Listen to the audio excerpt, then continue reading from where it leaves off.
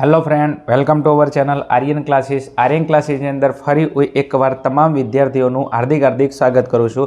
विद्यार्थी मित्रों, आपणे चैप्टर नंबर 1 वास्तविक संख्याओं अंदर आपणे स्वाध्याय 1.2 अंदर आगळना विडियोनी अंदर मैं दाखला नंबर 1 और उदाहरण 3 आ विडियो में अपलोड करेलो है। तो सौथी पहला तमे आ विडियो जोता होय तो तमे 1.2 नो दाखला नंबर 1 और उदाहरण 3 जोता हो, कारण एम जी नीति नियमों से एना आधारे आ दाखलो सॉल्व थशे। तो सौथी पहला आ विडियो जोता हो तो आगळनो विडियो पहला जोता होय, न कि तमने खबर नहीं पड़े, मारी मेथड सेट नहीं थाय अने तमे एवुं विचारी लेशो कि भणवानी मजा नहीं आती, दाखलो तो हार्ड है, मने नहीं आवड़तो, बरोबर है। एटला माटे जे नियम कहूँ छुं, जे पालन करवानुं कहूं छुं एनुं पालन करता होय। चलो फटाफट आई जाओ दाखला नंबर 2 नी अंदर। चलो साबित करो कि 3 + 2 वर्गमूल में 5 असमय संख्या है। अब फरी आपणे साबित करवानुं छे कि आ असमय संख्या है। सौथी पहला तमे जुओ, अहींया बे पद आपेला छे, बे संख्या है, एक प्लसनी आगळ एक प्लसनी पाछळ, तो आ आखी बे संख्या गणाय। ओके, चलो हवे सौथी पहला एक काम करिए, जे आपेलुं छे आपणे एनुं ऊंधुं धारीए छीए। तो आ समय संख्या है, तो आने कई संख्या धारो? समय संख्या। धारो के 3 + 2 वर्गमूल में 5 ए कई संख्या है? समय संख्या है।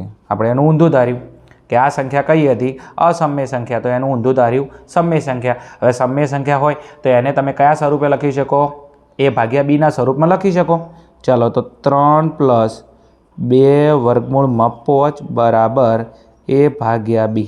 कारण कि आ समय संख्या होय तो एने p/q ना स्वरूप में तमे लखी शको छो एम। बीजू, ज्यां ए अने बी शुं छे? अविभाज्य संख्याओ छे। ज्यां ए अने बी ए अविभाज्य संख्याओ छे। संख्याओ कहेशो कि पूर्णांक कहेशो, आ बंने एक ज छे। चलो हवे सौथी पहला तमे अहींया तमे जो 2 पद छे, डायरेक्ट अहींया चौकड़ी गुणाकार ना करी शको, तो एक काम करो, अहींया आ 3 प्लस में छे, बराबर ने पीली बाजू डाबी बाजू प्लस में छे, तो एने एक काम करो, जमणी बाजू लावो तो प्लस होय तो शुं थई जाय? माइनस थई जाय। ओके, कोईपण संख्या डाबी बाजूथी जमणी बाजू जाए, प्लस होय तो माइनस थाय, माइनस होय तो प्लस थाय। तो अहींया एक काम करो, अहींया आ पद वच्चे तो 2 वर्गमूल में 5 बराबर ए भाग्या बी। हवे 3 प्लस में छे अने सामे लावो बराबर ना, तो शुं थई जशे? माइनस थई जशे। चलो हवे आना नीचे कोई ना केटला मूकी दूं? 1, अने हवे आनो चौकड़ी गुणाकार कर दूं तो पहला 2 वर्गमूल में 5 एमना एम। चलो बीजू, अहींया वर्गमूल छे ने एटले पहेलुं ए थी चालू करिए, ए गुणिया 1 एटले ए, नियमना -3 गुणिया बी एटले 3b, अने नीचे बीजू माइनस निशानी हो तो छेदनो पण गुणाकार करवो पड़े, प्लस माइनस होय तो एम। चलो तो b गुणिया 1 एटले b। कशुं नवुं नथी कर्युं, मैं चौकड़ी गुणाकार कर्यो छे, आमथी आम चौकड़ी आ हो, बीजू कांई नहीं एम। हाँ एम समझी जाए अशोक साहेब शुं कहेवा मांगे छे एम। ए गुणिया 1 एटले ए, नियमना -3 गुणिया बी एटले 3b, अने जे छेदनो गुणाकार b गुणिया 1 एटले b। हवे एक काम करी लईए, अहींया आना वच्चे गुणाकारनो संबंध छे। कयो संबंध छे? गुणाकारनो। तो 2 અહીંથી હું હટાઈ અને b જોડે ગુણાકારનો સંબંધ છે, તો b ગુણ્યા 2 એટલે 2b થઈ જાય। તો અહીંયા વર્ગમૂળમાં 5 વચ્ચે, તો વર્ગમૂળમાં 5 બરાબર a - 3b, અને અહીંયા b ગુણ્યા 2 એટલે 2b, શું થઈ જશે? 2b। ચલો વિદ્યાર્થી મિત્રો, હવે એક કામ કરીએ, તમે જુઓ આ ઉપર પદ હોય એને શું કહેવાય? અંશ, અને ભાગ્યા નેચે એને શું કહેવાય? છેદ। સરળતા ખાતર લખીશું, અને જેને અંશ અને છેદ એટલે આ શું થઈ ગયું? p/q। આ શું થઈ ગયું? p/q ના સ્વરૂપમાં થઈ ગયું। આખું પછી શેના સ્વરૂપમાં થઈ ગયું? p/q ના સ્વરૂપમાં। એક છે અંશમાં સંબંધ, એક ભાગાકારમાં, તો p/q, અને જેને તમે p/q ના સ્વરૂપમાં લખી શકો એ કઈ સંખ્યા હોય? સમય સંખ્યા। હવે હું એમ કહું આ સમય સંખ્યા હોય તો એના સામેવાળું પદ શું થાય? સમય સંખ્યા, કારણ કે બંને વચ્ચે કઈ નિશાની છે? કઈ નિશાની છે? બરાબરની નિશાની છે। તો હવે લખીએ કે અહીંયા અહીં a - 3b ભાગ્યા 2b એ સમય સંખ્યા થાય છે। તેથી વર્ગમૂળમાં 5 એ પણ શું થાય છે? સમય સંખ્યા થશે। ચમ સમય સંખ્યા થયું આ પદ? કારણ કે તમે જુઓ અહીંયા એને તમે અંશ અને છેદમાં એટલે p/q ના સ્વરૂપમાં લખી શકો છો, તો આ પદ સમય સંખ્યા થાય। વચ્ચે કઈ નિશાની? બરાબરની। હવે આ સમય સંખ્યા હોય તો સામે પણ શું થાય? સમય સંખ્યા થાય। આ અસમય હોય તો આ અસમય થાય। ઓકે, ચમ? કારણ કે અહીંયા બરાબરની નિશાની છે, તો આને તમે p/q ના સ્વરૂપમાં લખી શકો છો, એટલા માટે આ પદ સમય સંખ્યા છે, તો સામેવાળું પદ શું થઈ જશે? સમય સંખ્યા થઈ જશે। તો અહીં a - 3b ભાગ્યા 2b એ સમય સંખ્યા થાય છે તેથી હવે એનો આ સમય સંખ્યા સામેવાળું પદ પણ શું છે સમય સંખ્યા તેથી વર્ગમૂળમાં 5 એ પણ સમય સંખ્યા થશે. ઓકે, તો વર્ગમૂળમાં 5 પણ શું થશે સમય સંખ્યા. પણ વિદ્યાર્થી મિત્રો આગળ આપણે જે દાખલા નંબર 1 સોલ્વ કર્યો એમાં વર્ગમૂળમાં 5 એ સમય સંખ્યા હતી અસમય સંખ્યા હતી. તો અહીંયા લખીશું પરંતુ વર્ગમૂળમાં 5 એ તો વર્ગમૂળમાં 5 એ તો શું છે અસમય સંખ્યા છે. ઓકે, આપણે સાબિત કરીને આવ્યા બરાબર છે. હાલ અહીંયા એવું થાય છે કે વર્ગમૂળમાં 5 સમય સંખ્યા છે પરંતુ વર્ગમૂળમાં 5 એ તો શું છે અસમય સંખ્યા છે. તો અહીંયા શું ઊભો થઈ ગયો વિરોધાભાસ ઊભો થાય છે. શું ઊભો થાય છે વિરોધાભાસ ઊભો થાય છે. તેથી આપણે કરેલી ધારણા શું છે ખોટી છે. તેથી સાબિત થાય છે કે 3 + 2 વર્ગમૂળ 5 એ શું છે અસમય સંખ્યા છે. ઓકે, તો અહીંયા લખીશું અહીં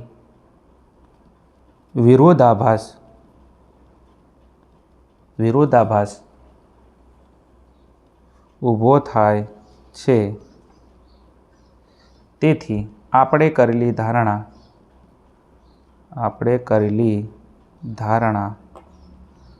3 + 2 વર્ગમૂળમાં 5 એ સમય સંખ્યા છે તે ખોટી છે.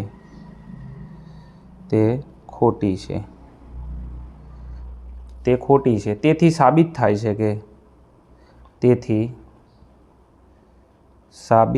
છે કે 3 + 2 વર્ગમૂળમાં 5 એ શું છે અસમય સંખ્યા છે. અને આપણે સાબિત પણ કરવાનું હતું કે આ શું છે અસમય સંખ્યા અને આપણે સાબિત પણ શું થઈ ગયું અસમય સંખ્યા. વિદ્યાર્થી મિત્રો અહીંયા આપણો સમ પૂરો થાય છે. બીજું આગળના દાખલા કરતાં આ દાખલો ઇઝી છે કારણ ફટાફટ આપણને ખબર હતી કે વર્ગમૂળમાં 5 અસમય સંખ્યા હતી તો ફટાફટ સાબિત પણ થઈ ગયું. પણ ક્યારે જ્યારે તમે પ્રેક્ટિસ કરી છે જ્યારે તમે લખીને તૈયાર કર્યું છે હશે ત્યારે. બીજું તૈયારી એક જ વખત કરવાની છે. પછી પહેલી પરીક્ષામાં પૂછાય બીજી પરીક્ષામાં પૂછાય કે બોર્ડની પરીક્ષામાં પૂછાય બરાબર છે. ખમા અને મજા કરવાની છે પણ એના પહેલાં થોડી તૈયારી કરવી પડશે. ચલો સ્ક્રીનશોટ લેવો તમે લઈ શકો છો અહીંયા. બીજું સ્ટેપ યાદ રાખવા બહુ જરૂરી છે આ દાખલાના. એમ સ્ટેપ યાદ રહેશે તો 100% તમે દાખલો સોલ્વ કરી શકશો, બાકી સોલ્વ નહીં કરી શકો એમ. એટલે સ્ટેપ તમારા મગજમાં હોવા બહુ જરૂરી છે એમ. ચલો હવે આગળ આના જેવું તમને એક ઉદાહરણ આપેલું છે તો એને આપણે ફટાફટ સોલ્વ કરી દઈએ જેના કારણથી તમને ખબર વધારે પડે ને તમારી પ્રેક્ટિસ થાય. બીજું તમને ખબર પડતી હોય તો કોમેન્ટ મારવાની આદત પાડજો અને ચેનલ પર ન હોય તો ચેનલને સબસ્ક્રાઈબ કરજો, વિડીયોને લાઇક કરી દેજો એમ. ચલો વિદ્યાર્થી મિત્રો આપણે આગળ જે સ્વાધ્યાય 1.2નો બીજો દાખલો જોયો એના જુઓ કોપી ટુ કોપી તમને આપેલું છે ઉદાહરણ 6. એટલા માટે સોલ્વ કરાવશો આ વિડીયોની અંદર કે તમારી પ્રેક્ટિસ થાય. પહેલો દાખલો તમે જુઓ, કોઈ ડાઉટ હશે તો તમારા આની અંદર સોલ્વ થઈ જશે એમ. બીજું વિડીયોને સ્કીપ ના કરતા શાંતિ જોજો. પહેલાં એક વખત જોઈ નાખો પછી લખવાની પ્રેક્ટિસ કરો એમ. ચલો ધ્યાન આપજો. સાબિત કરો કે 5 - વર્ગમૂળમાં 3 અસમય સંખ્યા છે. સૌથી પહેલાં કોઈ પણ સમ આલે અસમય કે તો એનું ઊંધું શું ધારવાનું સમય સંખ્યા છે. તો આ અસમય સંખ્યા છે તો આપણે ધારીશું કે ધારો કે 5 - વર્ગમૂળમાં 3 એ સમય સંખ્યા છે. ધારો કે 5 - વર્ગમૂળમાં 3 એ સમય સંખ્યા છે.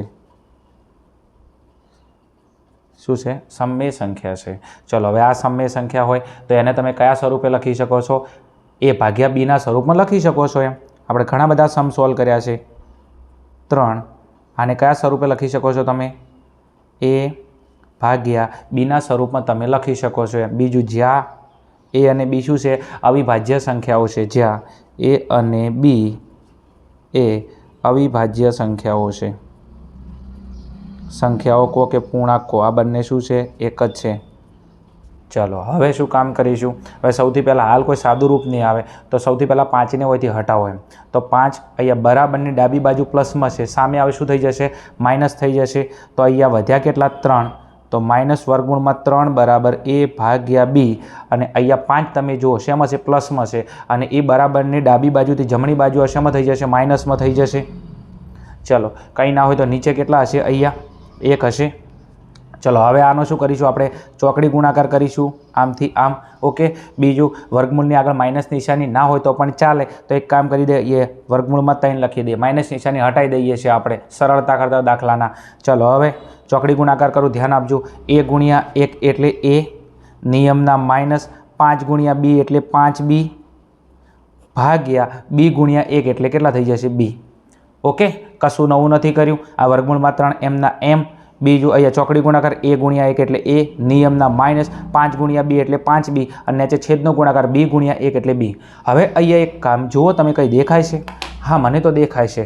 ઓકે દાખલાની અંદર હો. ચલો હવે અહીંયા તમે જો આ પદ અંશમાં છે અને આ પદ શેમાં છે છેદમાં છે. બીજું આનું કશું સાદુરૂપ થતું નથી અને અંશ અને છેદ છે એટલે આને p બાય ક્યુના સ્વરૂપમાં લખી શકો અને જેને p બાય ક્યુના સ્વરૂપમાં લખી શકો એ કઈ સંખ્યા હોય સમય સંખ્યા. આ જસ્ટ તમને સમજાવવા માટે લખેલું છે બાજુની અંદર એમ તમે જુઓ તો હવે આ સમય સંખ્યા થાય કારણ કે તમે p બાય ક્યુના સ્વરૂપમાં લખી શકો છો.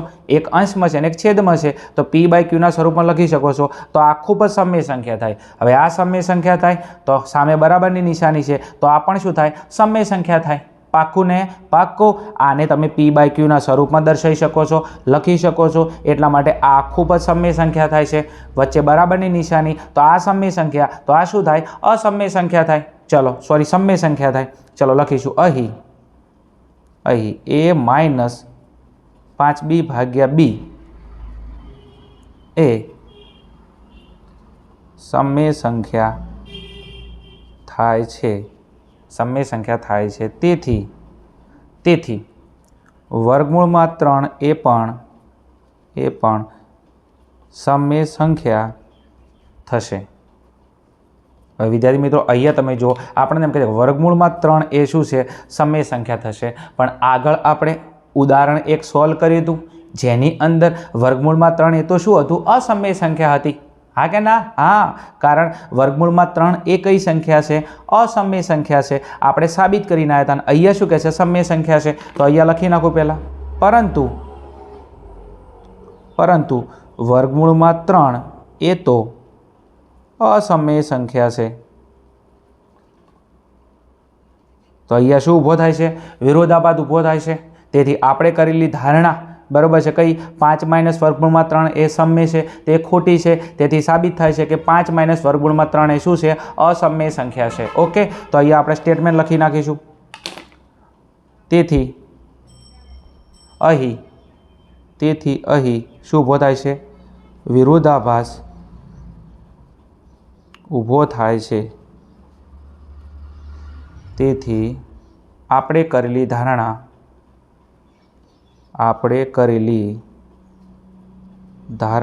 ચલો આપણે કઈ ધારણા કરી હતી? આપણે ધારણા કરી હતી કે 5 માઇનસ વર્ગમૂળમાં 3 એ સમય સંખ્યા છે. આપણે આવી ધારણા કરી હતી સમય સંખ્યા છે તે ખોટી છે. તે શું છે ખોટી છે. તેથી સાબિત થાય છે કે 5 માઇનસ વર્ગમૂળમાં 3 એ અસમય સંખ્યા છે. ઓકે ચલો અહીં આપણો સમ ઓવર થાય છે પણ બીજું આના માટે થોડી પ્રેક્ટિસ કરેલી હોવી જોઈએ. આ બંને દાખલા એક ઉદાહરણ અને સ્વાધ્યાયનો દાખલો બંને એક જેવા છે. ઓકે બીજું આપણે ચેપ્ટરના અંત સુધી પહોંચી જશો. તમે ઘણી બધી તકલીફ વેઠી છે પણ પરીક્ષાની અંદર તમારું સારામાં સારું રિઝલ્ટ આવશે એટલું હું દાવા અને ગેરંટી સાથે કહું છું. થોડી મારી વાતનો ઉધાર વિશ્વાસ રાખજો. સ્ક્રીનશોટ લેવો તમે લઈ શકો છો. બીજું સ્ટેપ યાદ રાખજો આ દાખલાની અંદર કારણ કે ખાસ તમારો સ્ટેપ બહુ ઇમ્પોર્ટન્ટ છે આ દાખલાની અંદર એમ. બાકી દાખલાની અંદર કશું ફૂંચી ખાવાય નથી એમ પણ થોડો સ્ટેપ તમને આવડતો હોવો જોઈએ. સ્ટેપ આવડશે 100% તમને દાખલો આવડશે. ચલો હવે આગળના દાખલા માટે આપણે આગળના વિડીયોની અંદર જઈશું. ત્યાં સુધી જોતા રહો અમારી channel Aryan classes. Okay thank you. જય હિન્દ જય ભારત તથાસ્તુ.